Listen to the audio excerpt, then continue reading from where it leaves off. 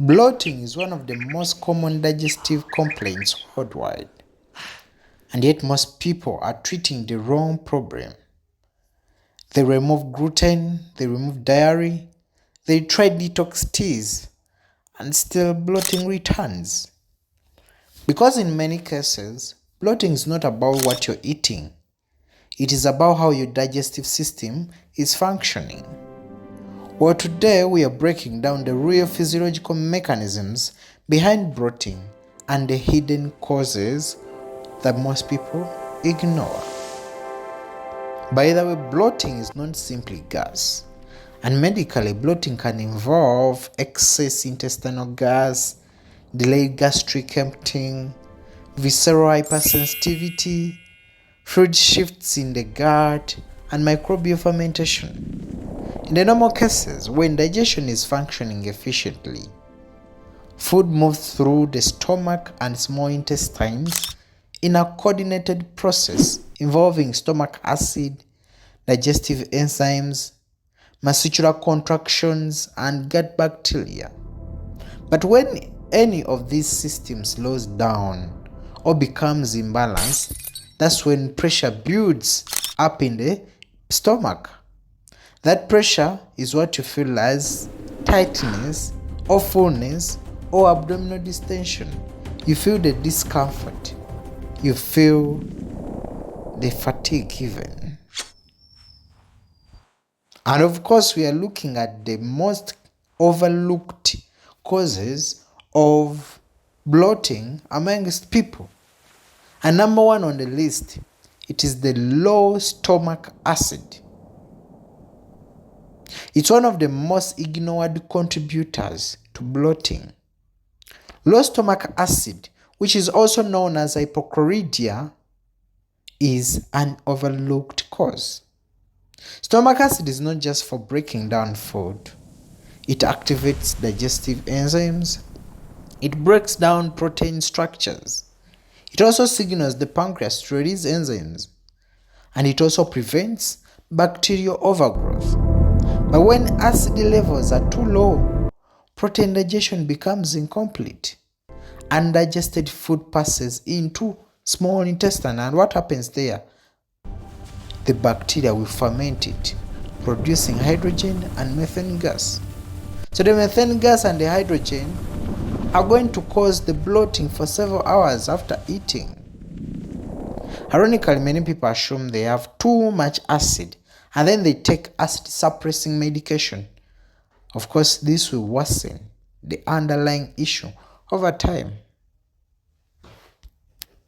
Well, cause number two is also another overlooked cause of bloating amongst people, and this is eating too fast.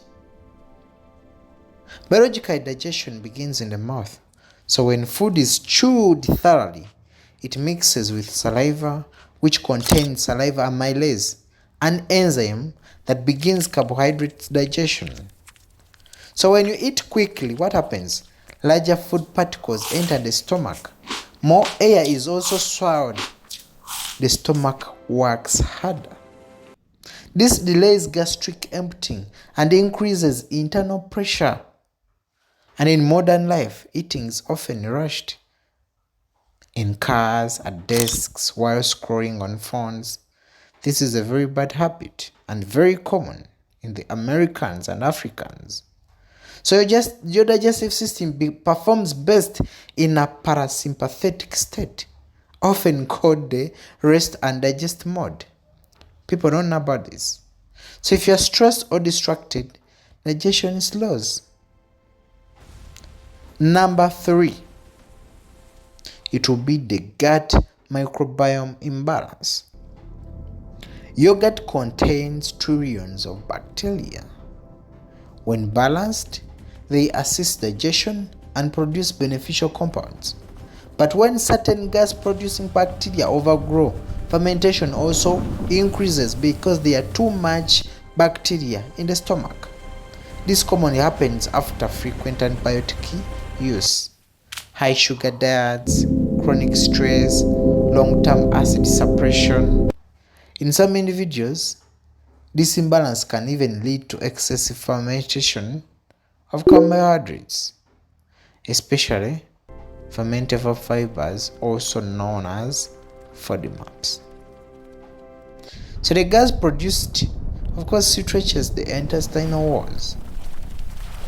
For people with sensitive nerves in the gut, even normal amounts of gas can feel extreme.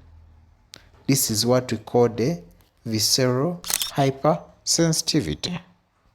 And the last on the list is the chronic stress. Chronic stress can slow down digestion. Stress does not just affect the mind, it directly affects the digestive system too.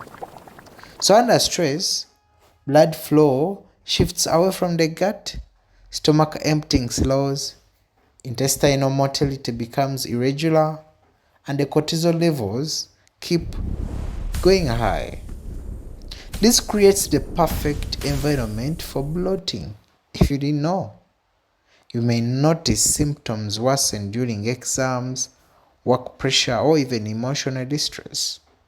The gut and the brain are directly connected through the gut-brain axis. Ignoring stress means ignoring digestion.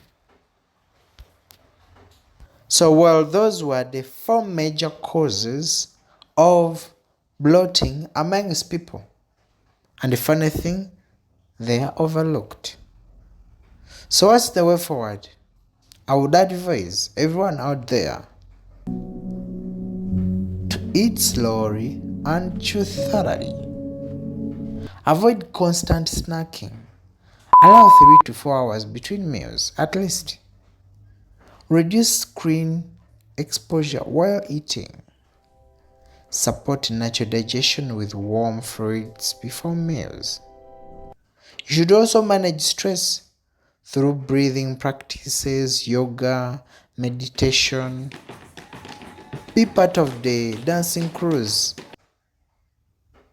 And also sometimes you can do short walks around. Do exercises that can help you manage stress.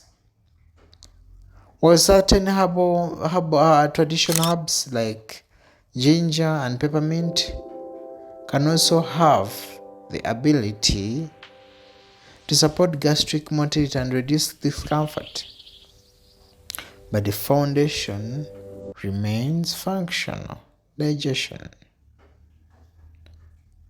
Bloating is often not random, but it's a signal that digestion is slowed, a signal that bacterial balance may be altered, a signal that stress may be interfering with the gut functioning.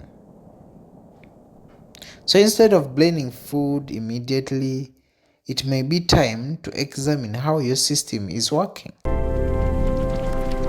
And if you found this breakdown helpful and want more evidence-based explanations on how the body truly works, consider subscribing. Understanding physiology changes how you approach to health and changes outcomes.